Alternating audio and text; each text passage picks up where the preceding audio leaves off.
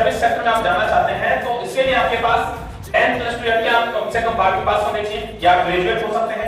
उसके साथ में आपकी गुड पर्सनालिटी होनी चाहिए, जिसे मैं कह दूं अपनी भाषा में बॉडी लैंग्वेज, यानी कि आपके बोलने का तरीका, आपका व्यवहार कैसा है, आपके खड़ा होने का तरीका कैसा है, बातचीत करने का तरीका कैसा है।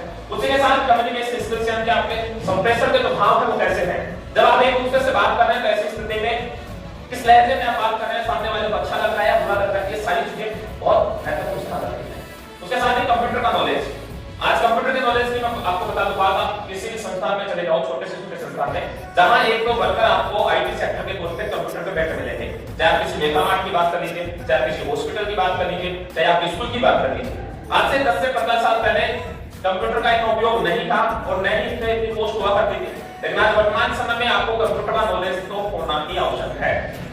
क्योंकि आज किसी भी आप कहीं भी चले जाओ, किसी बड़े दुकान पे चले जाओ, मॉल पे चले जाओ, मेगा मार्ट में चले जाओ, हॉस्पिटल, स्कूल, कोई भी संस्थान हो, वहां आपको 2 से 3 लोग कंप्यूटर पे बैठे काम करते नजर आएंगे।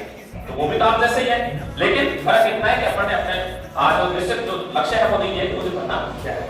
दूसरा सेक्टर आता है मैनेजमेंट सेक्टर। मैनेजमेंट 3 प्रकार का होता है, लोअर मैनेजमेंट, मिडिल और टॉप यानी कि हाई मैनेजमेंट। जैसे हाई मैनेजमेंट में वो लोग शामिल होते हैं, किसी कंपनी का सीईओ हो गया, जैसे मालिक का नाम कह सकते हैं।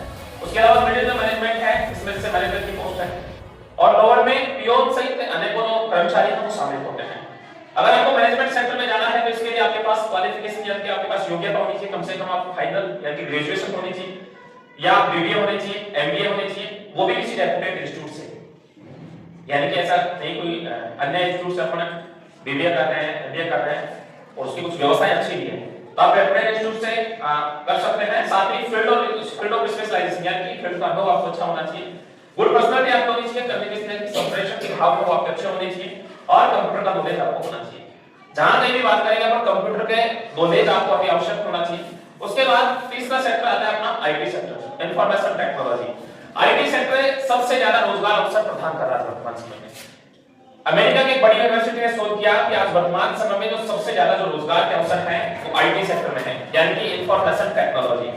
करीब अन्य रोजगार सेक्टरों से यानी कि मैनेजमेंट व सर्विस इंडस्ट्री है, इनसे करीब 10% अधिक रोजगार के जो अवसर हैं वो आईटी सेक्टर देता है। जैसे आईटी सेक्टर में आप कहां-कहां जा सकते हैं, सॉफ्टवेयर डेवलपमेंट का काम कर सकते हैं, यानी कि विभिन्न प्रकार के जो एप्लीकेशन देते हैं अपन फोन में, ये एप्लीकेशन बना सकते हैं अपन, लेकिन उनके लिए अपने पास नॉलेज की आवश्यकता है।